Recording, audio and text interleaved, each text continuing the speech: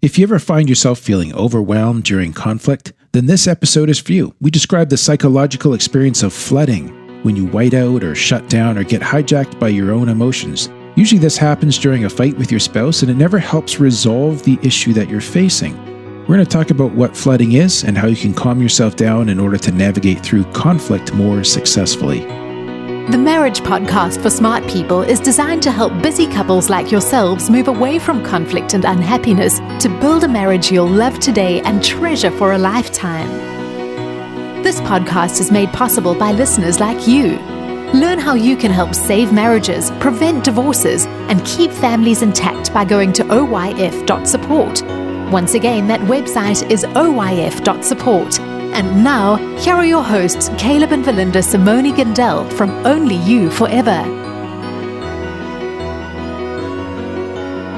Welcome to the Marriage Podcast for Smart People. If you want to build a thriving, passionate marriage, we've got the research, the truth, and the answers you're looking for. We have a very tactical episode for you this week. This is episode number 266, and today we're going to be talking about how to calm down when you get flooded or overwhelmed during conflict with your spouse. Hey there. Before we get started though, if you missed last week's episode, we discussed friendships with the opposite sex. Very interesting episode, if I do say so. Worth going back and checking out. Also, make sure you hit the subscribe button so you don't miss any upcoming shows from us. If you're struggling with your marriage, we offer sound, research-based advice, and most of all, we offer hope. Okay, let's get into the topic of flooding, Verlinda. Okay, what is flooding, Caleb? Flooding is when you get too much water in your house. We've had enough of that. Yes. Now, flooding is a problem that marriage researchers have been paying attention to since the 1990s when Dr. Gottman first began describing it. It is a common experience, typically for the withdrawer in a marriage. We've talked about how there's like a pursue-withdraw cycle often for couples. And since the husband is most commonly the withdrawer in the pursue-withdraw cycle, it happens most to men. And of course, there's some wives who experience it as well. Gottman defined it as the subjective sense of being overwhelmed by your partner's negative affect, your partner's strong negative emotions, their anger, whatever. Finding it to be unexpected and intense, and feeling as though one's information processing is impaired. Okay. Does that make sense? Yeah, you can't quite process. Yeah. In other words, in the face of your intense anger or upset, I get overwhelmed and shut down. Okay. So flooding is not an emotion in itself. It's just that you become overwhelmed and feel like your thoughts are disorganized and you don't know how to respond. Yeah, that makes sense. So you shouldn't say, I feel flooded. Yeah, but I think flooded doesn't work. So it's actually kind of interesting. Maybe it is. I don't know. It's an experience anyways. Okay. Maybe it is an emotion. Maybe it should be. Okay, so if I'm flooding, how do I know I'm flooding? Well, the more obvious signs of flooding to watch for are just that sense of being overstimulated or overwhelmed, feeling like you're even mentally disorganized. I feel that most days. No, but like about the issue at hand, like you should be able to figure it out, but like why is this so complex? Or okay. Like, not being able to keep it straight. It often will prompt a fight or flight response in you so that you'll want to respond with anger or with withdrawal. About 80% of husbands will stonewall in this situation, according to Dr. Gottman's wife, who is also Dr. Gottman. And that often looks like emotional withdrawal, which is just kind of shutting down, or sometimes physical withdrawal as well. Like, forget it, I'm heading out to the garage. Going to work on the car. You should. Yes, I need to change the oil. Maybe we should have a fight afterwards and then I can get that done. So less obvious signs might include increased respiration, increase in heart rate, increase in blood pressure, and perspiration, like an intense stress response. You might not notice any of those things except maybe your heart pounding in your ears kind of thing. Yeah. You might Or also sweating. notice yourself at the same time starting to have very negative or catastrophic thoughts about the relationship. For example, thinking that this is never going to work or just feeling very hopeless. So that's part of flooding too. Yeah. Okay. I don't know if it's part of it or concomitant with it. What does that mean? That's an awesome word. I've never got to use that before. Happening at the same time. Then why don't you just say that? Because it's more fun to say concomitant. I don't even know if I'm pronouncing it right, but it's more fun.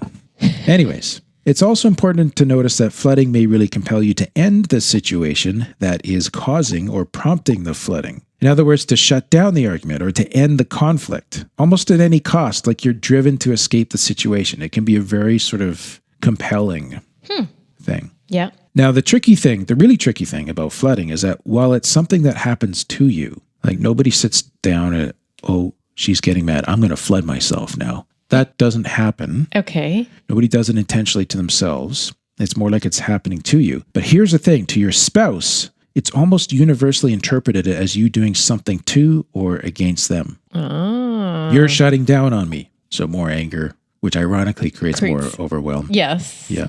So the more withdrawn you get into your overwhelm, the more your spouse is likely to turn up the volume. And in actual fact, as a result of the flooding, you may even be unable to hear what your spouse is saying. We talked about that more in episode 236, which you can get at oyf.link/236, or just scroll back a little bit in your podcast player. Like actually unable to hear? Well, or just like unable to interpret what they're saying? No, there's some evidence that the what's it called? Like the range?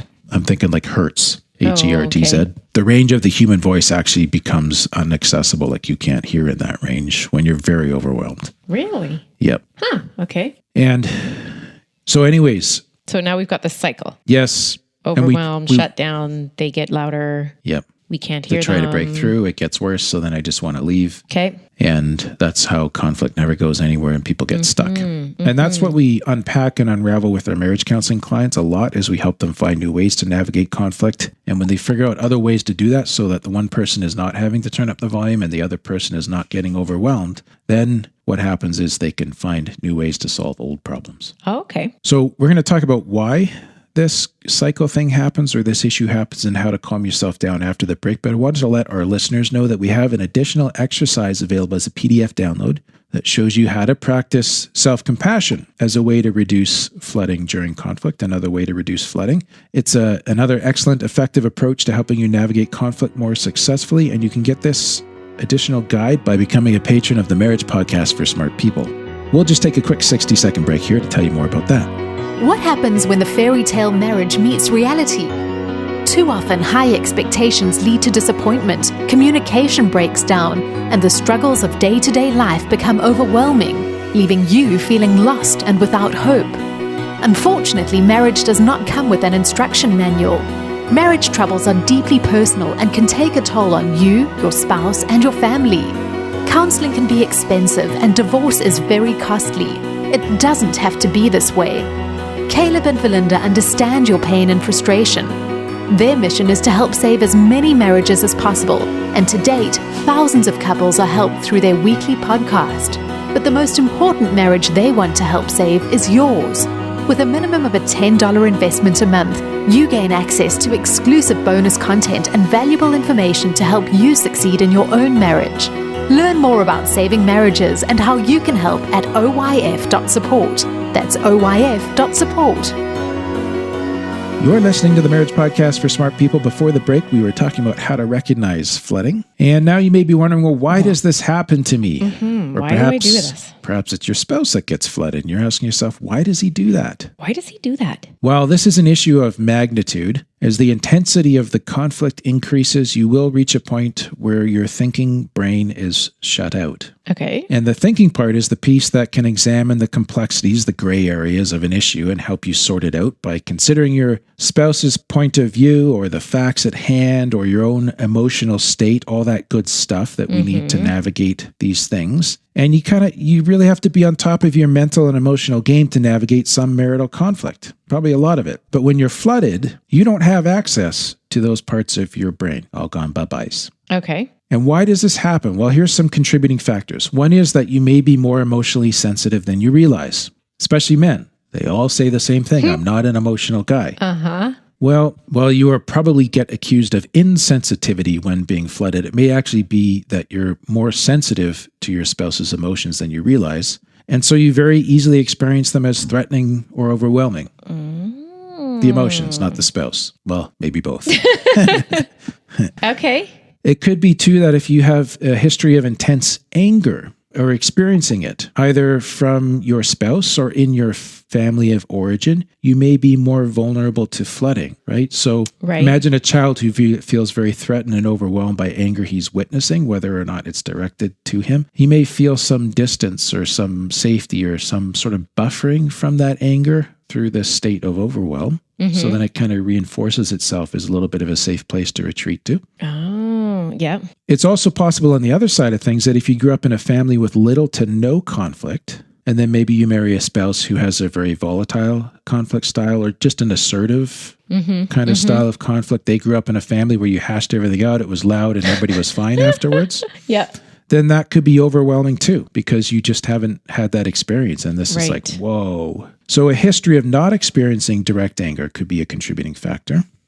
Or if your attachment style includes a strong fear of rejection or abandonment, then the anger could be a trigger for that. So you're more likely to experience flooding there as well. We talked more about attachment in 251. That's one of kind of those episode 251, 252, 3, and 4. And that's one of sort of the cornerstone pieces of content in our podcast. So if you haven't got those episodes, we'd highly recommend you check them out. But the point here again is that flooding is not something you're doing to your spouse. Like undoubtedly it's frustrating for your spouse. And yes, walking away from your spouse with no explanation or suggestion to reconnect, that's definitely something that you do to your spouse, which is not going to help your marriage. But at the same time, some severely flooded spouses will walk away because they feel if they can just leave and the situation can just kind of calm down, then the marriage will be okay. Yeah. And that is very sincere. And it may not have any negative intentions associated with it. Like, but calmer is better, right? But it's not going to work. Okay. So you will need to find a way to calm yourself and stay engaged and see the issue through.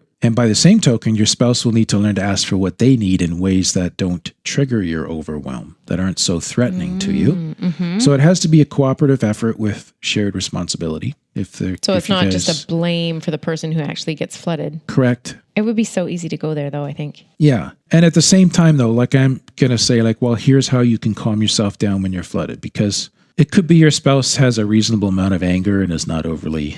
Right. But you just get flooded too easily because of whatever kind of your history was, right? So, how can you calm yourself down? Okay. So how can you calm yourself down? Well, a very important first step is just to become aware of when you are flooded. Self-awareness it's that critical first step, because what you're not aware of, you can't respond to. Right. Okay. And, flooding, it's kind of like the frog in the pot where the water's slowly heated up. You're not aware of it happening while it's happening. So it takes a little bit of skill to go, oh, there's a slow increase in temperature here. For the frog, it's the same thing. Okay, hang on, like I'm starting to white out or feel very overwhelmed. This must be flooding. Okay. So observe then what is happening inside you. You want to create some distance between yourself and the storm of thoughts and feelings.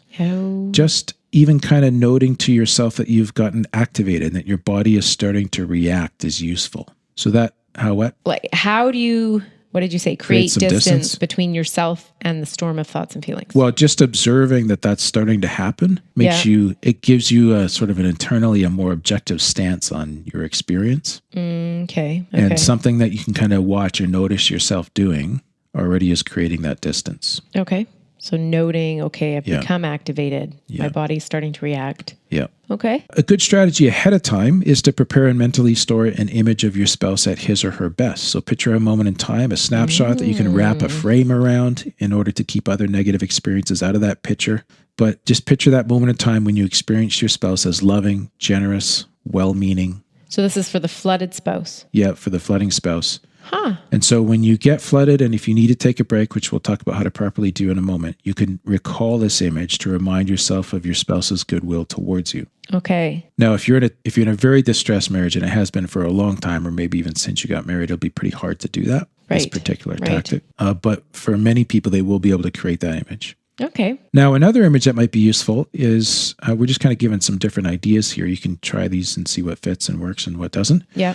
One you can use in the moment when you recognize that you're flooded is just kind of almost picturing like a large complex wheel, like I just had in my head, like this sort of steampunk thing where all these parts are moving, but there's one big wheel and it's spinning furiously. And you just slowly imagine slowing that wheel down. And as it slows down, you remind yourself to be grounded, to feel the chair you're in, to notice the comforts in the room around you, like the furniture or the blanket you have or a pet, and just observe or let go of some of that fear that's built up inside you as you slow the wheel down. You kind of just it's sort of a mental visual to ground yourself back into the moment. Yeah. And that can help you calm during flooding as well. And also then we should talk about taking a break, because this is sometimes a necessary part until you guys are able to change your interaction style so that it's not as overwhelming and you don't get as overwhelmed. But there's good ways to take breaks and bad ways to take breaks.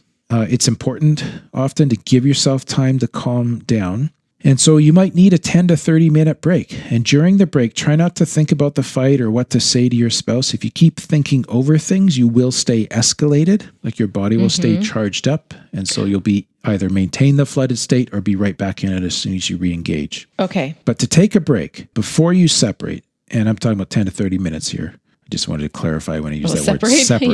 Yes. Be sure to tell your spouse when you're coming back so that they don't feel abandoned or that you're just walking away. They need to know you're committed to resolving the issue with them. Okay. During the break, then, read a book or magazine or do something self-soothing. Exercise can be helpful too, a walk or run or yoga.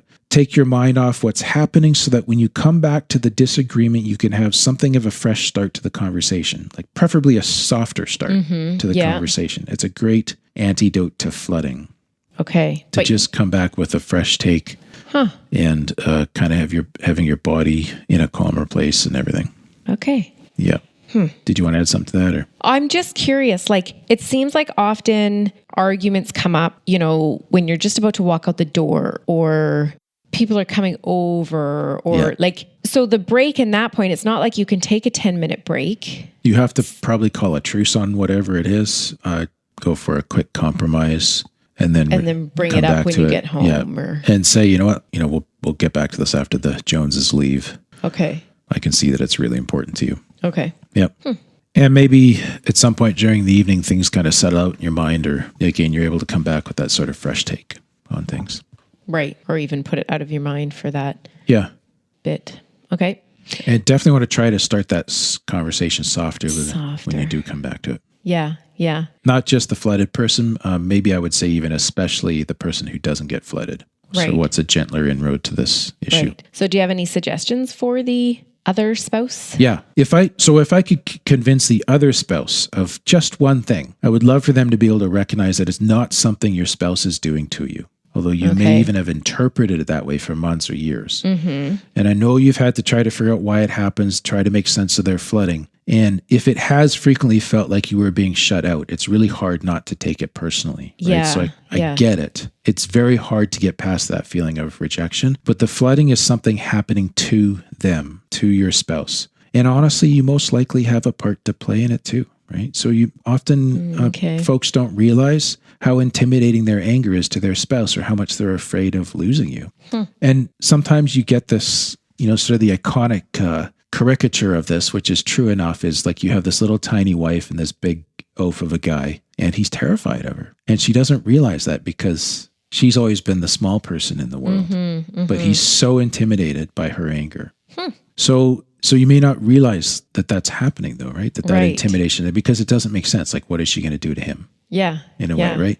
But it also may be for your spouse that gets flooded that they've coupled that with some bad habits or reactions that aren't appropriate or acceptable for conflict, like abandoning or kind of walking away or some rude ways of shutting you out as well. Okay. But all of those things together are part of the dynamic that happens between you guys during conflict. And so the solution doesn't lie in you preventing or fixing their flooding problem. It actually lies in changing the entire dynamic that exists between you so that you guys solve issues as a team. Picture yourselves facing the dragon of your negative cycle together rather than as opponents in an arena facing each other. Yes. In a fight to the death. Right.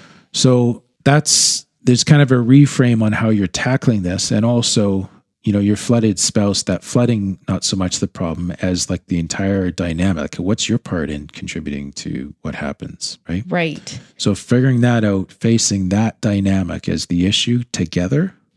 Yeah. So it's not like it's any one person's fault even. No, there's all sorts of factors that go into it. But the thing is, when you're angry with each other and you've had a lot of distress, you default to interpret it as something that they're doing to you.